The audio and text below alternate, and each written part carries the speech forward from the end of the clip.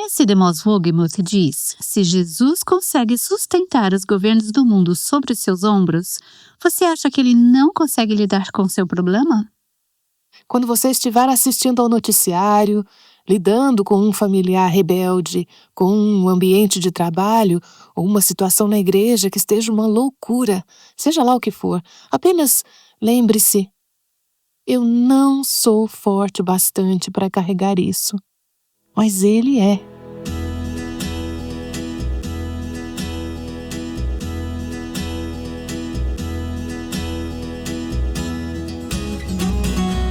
Este é o Aviva Nossos Corações, com Nancy Demos Wogemuth, autora de O Céu Reina, na voz de Renata Santos. Quando você se sente sobrecarregada, precisa ancorar sua alma em algo, ou melhor, em alguém firme. Nancy, nós conversamos com a Joan numa conferência True Woman e ela falou o seguinte: a minha âncora se firma no Senhor. Se não fosse por Deus e pela salvação que Ele nos deu por meio do seu Filho, Jesus Cristo, o meu barco já teria virado. Eu sou muito grata por ter Deus como a minha âncora. Que maneira linda de expressar a nossa dependência do Senhor. Se não fosse por Ele, tenho certeza de que todos os nossos barcos teriam virado. Hoje, ao abrirmos nossas Bíblias no Salmo 28, vamos ouvir como o rei Davi lutou contra esse sentimento de barco virado. Vamos continuar com Nancy na série Perspectiva, Promessas e Petições para um Ano Novo. Ao longo desta semana estamos meditando em um salmo que não é muito conhecido nas Escrituras, mas é lindíssimo, o Salmo 28. Abra sua Bíblia nesse salmo agora, se possível. Nosso objetivo nestes dias é nos ajudar a enxergar a mão de Deus ao olharmos para o ano que passou e permitir que este salmo nos dê esperança e perspectiva para onde estamos hoje, independentemente do que esteja acontecendo em nossas vidas, e também ao encararmos as incertezas do ano que vem. Salmo 28. Nós já vimos os versículos de 1 a 5 nos últimos dias. Esse salmo é uma oração de Davi. Nós o ouvimos clamando a Deus sobre alguma situação desesperadora. E, sinceramente, fico até aliviada que as Escrituras não digam exatamente qual era essa situação, porque senão talvez a gente pensasse: bom, isso não serve para o meu caso, porque eu não estou passando por isso. Mas Deus sabe exatamente qual é a sua situação. Ele sabia o que Davi estava enfrentando. E a sua palavra sempre nos ajuda a saber como orar no momento da necessidade. Deixa eu começar lendo a partir do versículo 1, no Salmo 28. A ti clamo, ó Senhor, rocha minha. Não sejas surdo para comigo, porque se te calares quanto a mim, serei semelhante aos que descem à cova. Ouve a voz das minhas súplicas quando a ti clamar por socorro, quando erguer as mãos para o teu santuário. E nos versículos 3 a 5, o salmo se torna um pouco mais específico e Davi clama para que Deus responsabilize os ímpios por suas ações perversas. Foi o que vimos ontem. Não me arrastes com os ímpios, com os que praticam a iniquidade. Eles falam de paz ao seu próximo, porém no coração têm perversidade. Paga-lhes segundo as suas obras, segundo a maldade dos seus atos. Dá-lhes conforme a obra de suas mãos, retribui-lhes o que merecem. E visto que não compreendem os feitos do Senhor, nem o que as suas mãos fazem, Ele os derrubará e não os reedificará. Isso, aliás, é uma palavra de advertência. Deveria ser para todas as pessoas do universo. Se não atentarmos para o que Deus fez ou para a obra de suas mãos, se não dermos lugar a Deus em nossas vidas, se não reconhecermos sua existência e sua obra redentora, Deus nos derrubará e não nos reedificará. Há julgamento reservado para quem não considera o Senhor. Nesses primeiros 5 versículos vemos um profundo lamento e gemido. Davi está derramando o coração diante de Deus em oração desesperada. E então, a partir do próximo versículo, versículo 6, há uma mudança dramática no tom e na atmosfera de todo o salmo. Terminamos o versículo 5 com: Ele os derrubará e não os edificará. Isso é bem sério, não é? Versículo 6. Bendito seja o Senhor, porque ouviu a voz das minhas súplicas. Deixa eu parar aqui e voltar ao versículo 2, onde Davi orou: Senhor, ouve a voz das minhas súplicas. Ele orou isso com fé. E agora no versículo 6, ele diz: Ele ouviu a voz das minhas súplicas. Ou seja, a oração desesperada se transforma em louvor transbordante, a ponto de alguns comentaristas deste salmo acharem que não poderia ter sido escrito pela mesma pessoa, ou que talvez tenha sido escrito em 2 momentos diferentes da vida. Mas eu creio que todas nós entendemos que é totalmente possível para aquelas cujas vidas estão firmadas no caráter de Deus experimentar, ao mesmo tempo, um profundo lamento e um louvor cheio de fé e fervor, às vezes em questão de minutos. Você pode estar vivendo dor e peso no coração e, ao mesmo tempo, ter suas mãos erguidas ao Senhor, sem fingimento, apenas dizendo: existe alegria mesmo nas provações. Ontem à noite vi isso ilustrado lindamente em uma mensagem longa que recebi de uma amiga.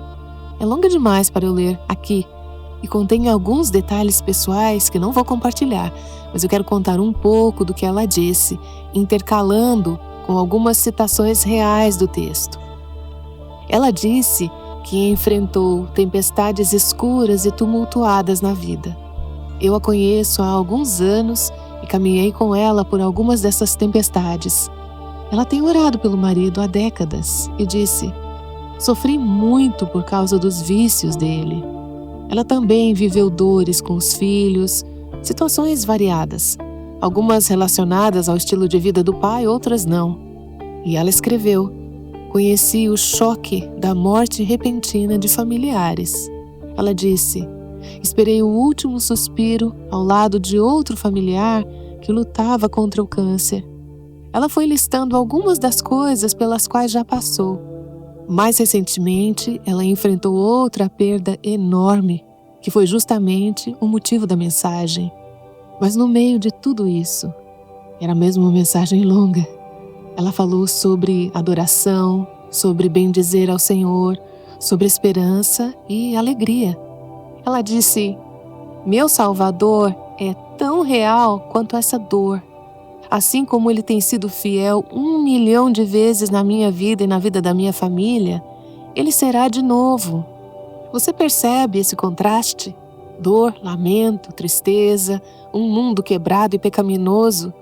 E ao mesmo tempo, alegria na presença de Cristo, a fidelidade de Deus. Ele é tão real quanto essa dor. Ele tem sido fiel 1 milhão de vezes na vida da minha família. E a fé e a esperança dizem: Ele será fiel outra vez.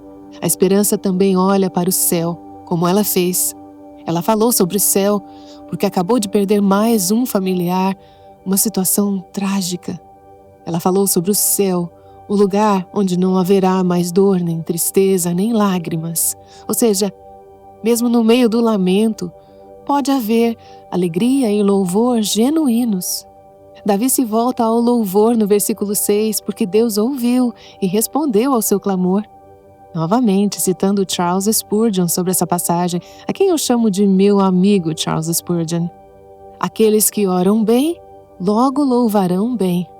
E o que vemos aqui é que Deus estava ouvindo a oração de Davi, mesmo quando o contrário parecia verdade. No início, Davi disse: ouve a voz das minhas súplicas, não fiques em silêncio, não sejas surdo para comigo. Mas agora ele diz no versículo 6, ele ouviu a voz das minhas súplicas.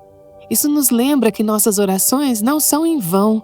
Deus está ouvindo. Estou olhando agora para minha amiga Stephanie ali.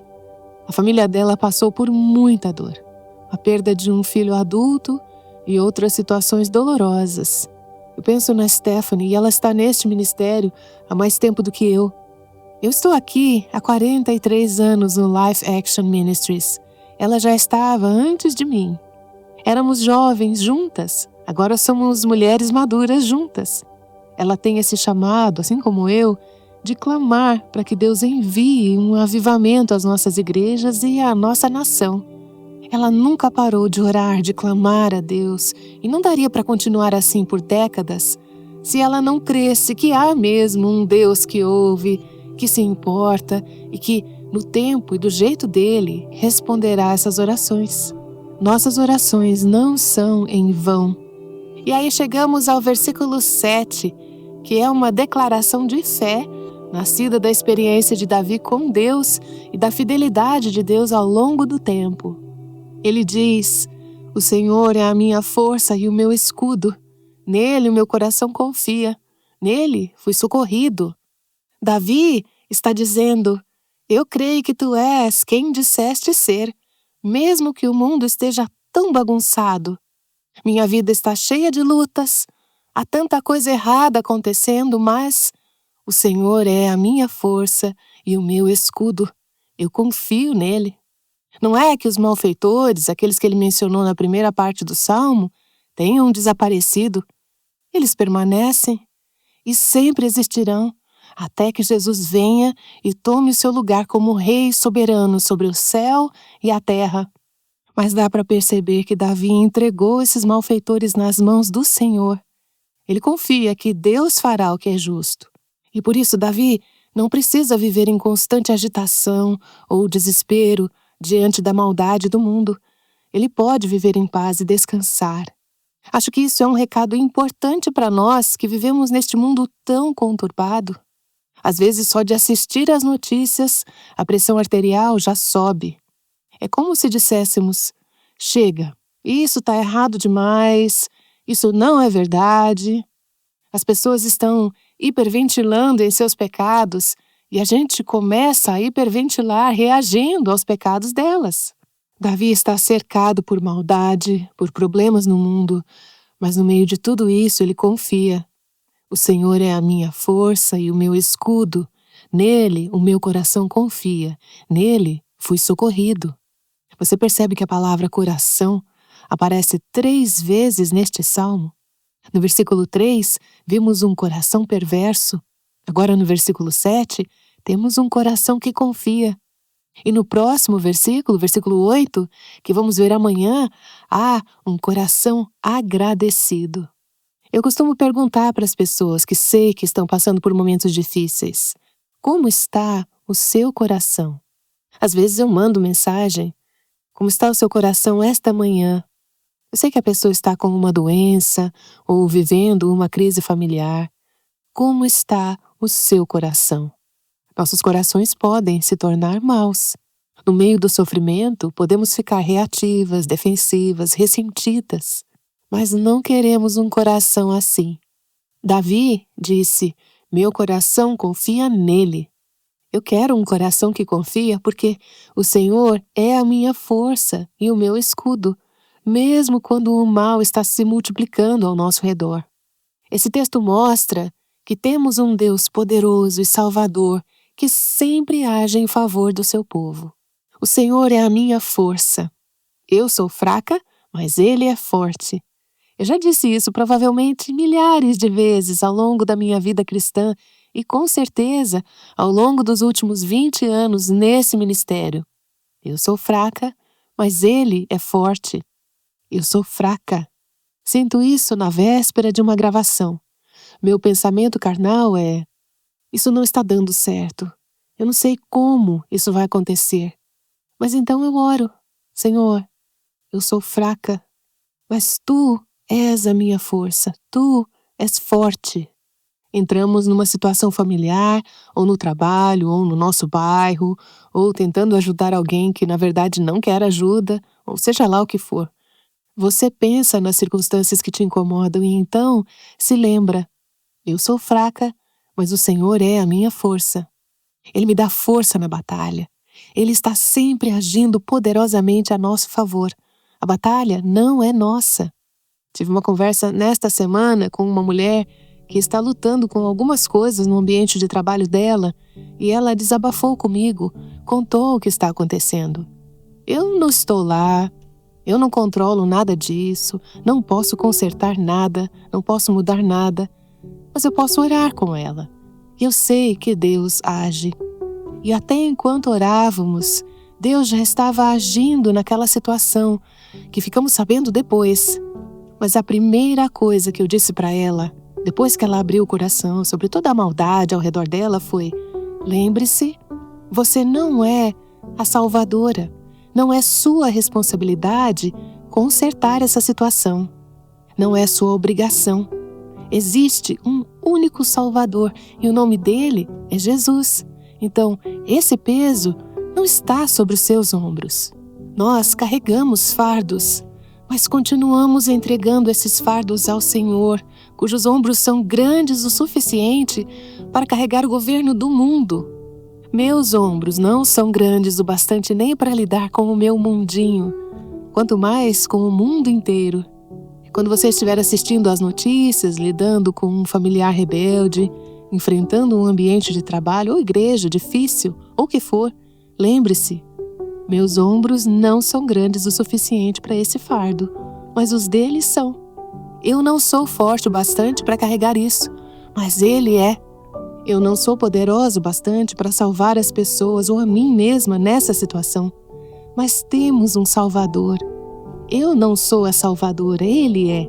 Ele é a minha força. E então Davi diz: o Senhor é o meu escudo. Ele me defende dos ataques dos meus inimigos. Ele protege, Ele me preserva na batalha. Novamente, citando Charles Spurgeon, que disse: o guerreiro cristão, protegido por trás do seu Deus, está muito mais seguro do que o herói, coberto por seu escudo de bronze ou de aço triplo. O Senhor é o meu escudo. E Davi diz: o Senhor é a minha força e o meu escudo. Nele o meu coração confia, nele fui socorrido. Ao olhar para o ano que passou, como o Senhor foi a sua força quando você estava fraca? Como Ele foi o seu escudo no meio da batalha? Como você confiou nele? Como Ele te ajudou? Pense nisso. Talvez tire um tempo depois deste programa para refletir nessas perguntas. Olhe para o ano que passou. Como o Senhor foi a minha força? Como Ele foi o meu escudo? Como é que eu confiei nele? Como Ele me ajudou? Porque ao lembrarmos do que Ele fez, isso nos ajuda a enfrentar o ano que está por vir, sabendo que Ele ainda será a minha força e meu escudo para as coisas que eu nem faço ideia que virão pela frente. Eu confiarei nele e Ele me ajudará. Você conhece essa velha canção? Cantávamos quando eu era menina. Hoje, ela não é tão cantada assim. Foi escrita num tempo de dor, quando uma mãe com sua filhinha viu o seu marido se afogar numa praia. O marido correu para a água para tentar salvar a pessoa que se afogava, que ele nem conhecia, e ele acabou se afogando também. E a mãe e a filha viram tudo acontecer. Dessa tragédia indescritível saiu uma canção, e essa é a letra. Quão doce é confiar em Cristo, só por crer no que Ele diz, por descansar em Sua promessa, no assim diz o Senhor. Como eu confio em Cristo ao prová-lo mais e mais. Jesus, precioso Cristo, pela graça confiarei. Quão feliz! Eu creio em Cristo. Meu Jesus, meu Salvador. Eu sei que Ele está comigo, desde agora até o fim. Espero que essa seja a sua canção ao olhar para o ano que passou e para o ano que vem, porque do começo ao fim, a vida cristã é uma vida de fé. Precisa de mais ajuda?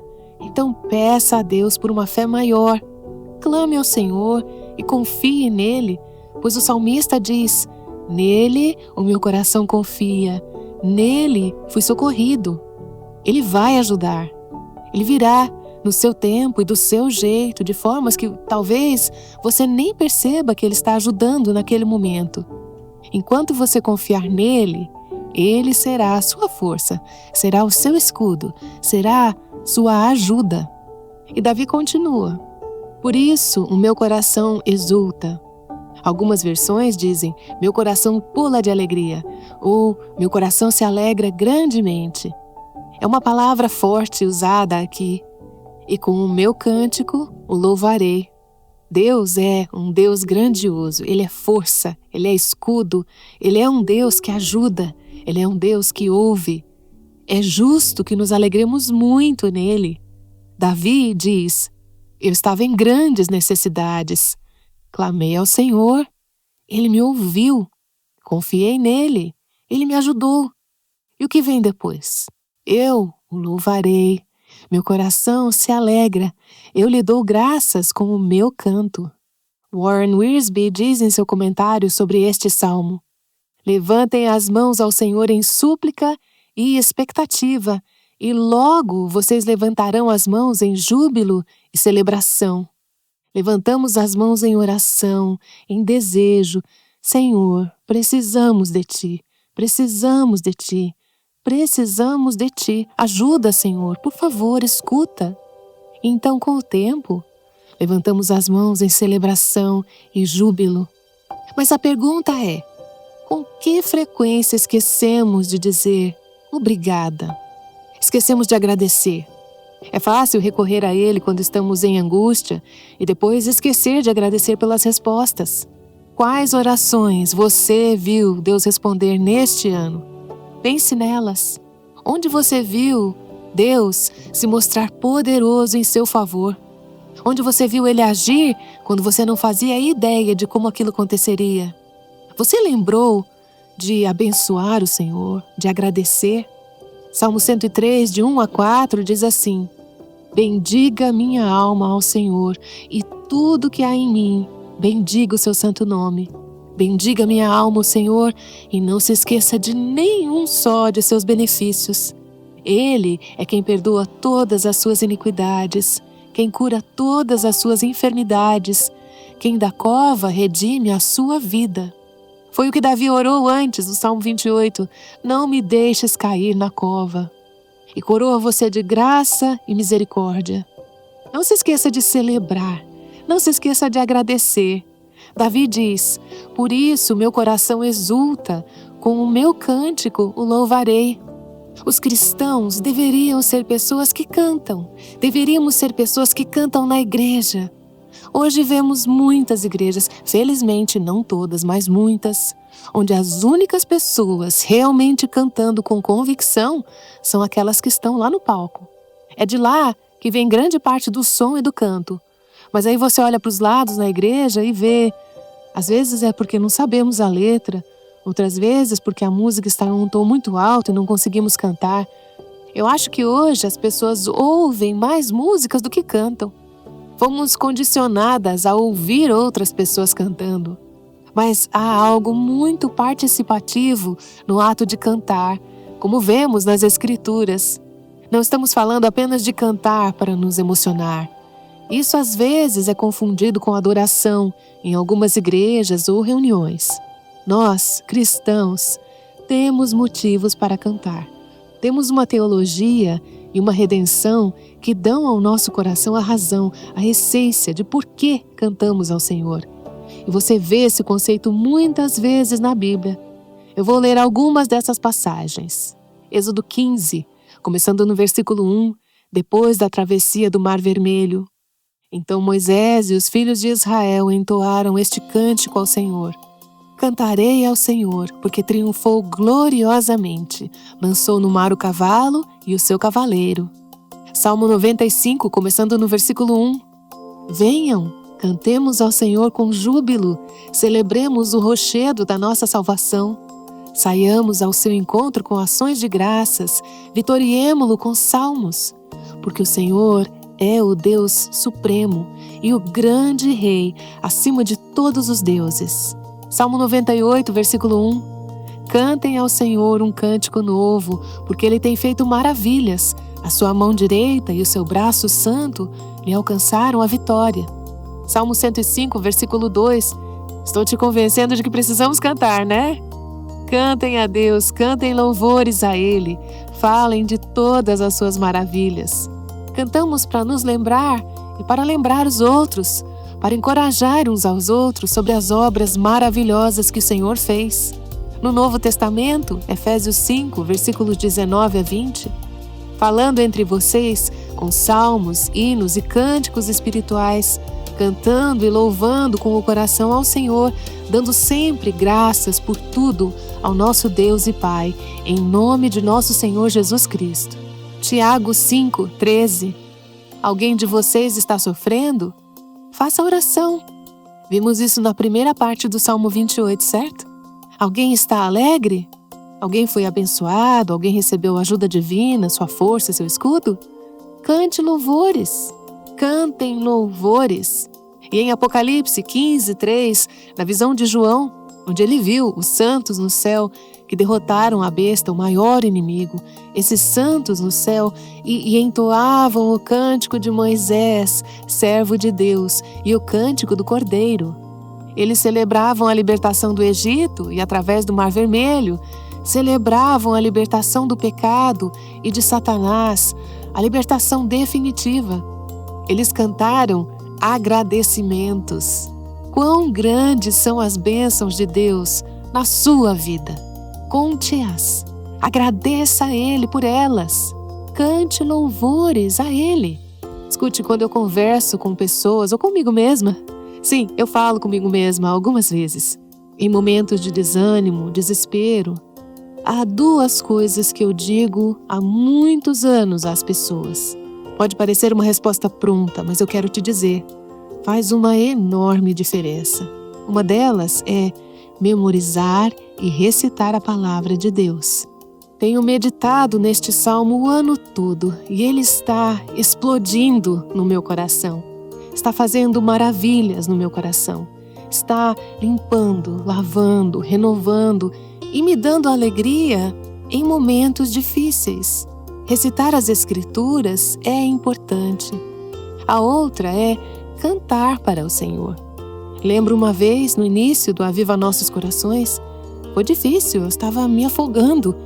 Eu estava completamente fora do controle.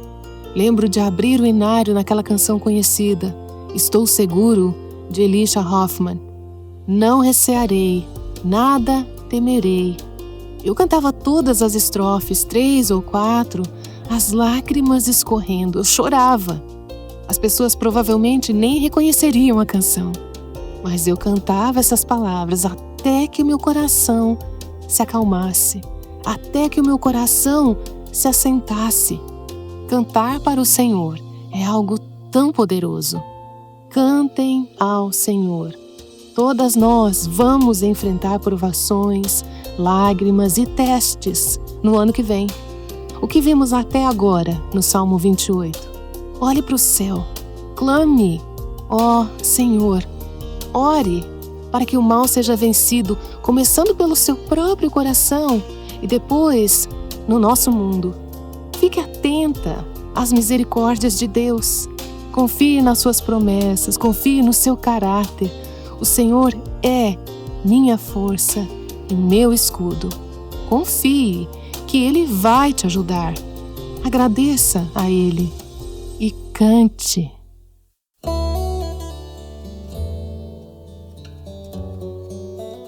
Espero que o Salmo 28 esteja ganhando vida para você de uma forma nova. Nesse Demos Rugemos já volta para orar. Eu acho que alegrar-se no meio da dificuldade severa é um dos tipos mais puros de adoração.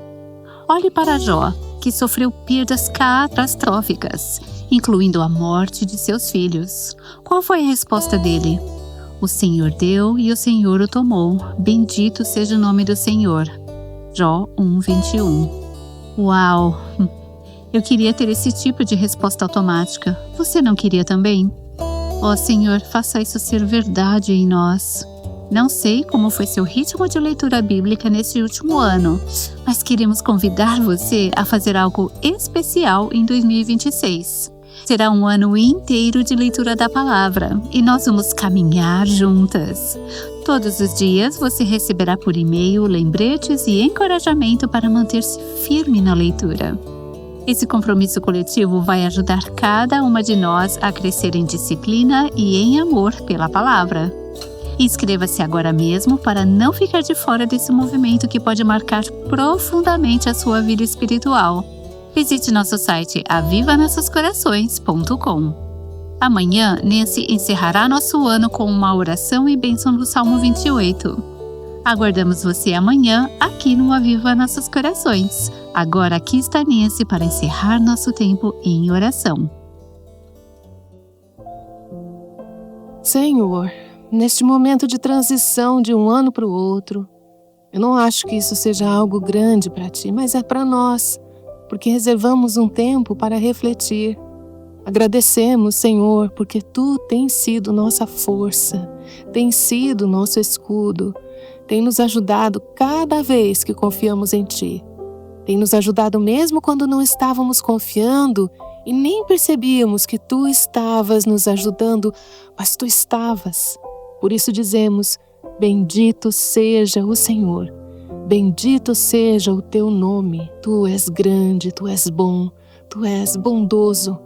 Nós Te louvamos, queremos cantar canções de gratidão a Ti. Ao encararmos o ano que vem, com tudo que ele trará. Algumas de vocês que estão ouvindo estão em um lugar difícil e pesado agora, então precisam disso neste exato momento. Outras estão em um lugar tranquilo agora, mas daqui a alguns dias, semanas ou meses, precisarão se lembrar disso. O Senhor é minha força, meu escudo, confio nele. Sou ajudada, por isso meu coração celebra e eu lhe dou graças com o meu canto. Jesus, Jesus, como confio nele, como já provei que é fiel. Vamos olhar para o ano passado e para o ano que vem? Jesus, Jesus, precioso Jesus. Oh, que graça para confiar em Ti ainda mais. O Aviva Nossos Corações é o ministério em língua portuguesa do Revive Our Hearts com Nancy DeMoss Wogemuth, sustentado por seus ouvintes e dedicado a chamar mulheres à liberdade, plenitude e abundância em Cristo.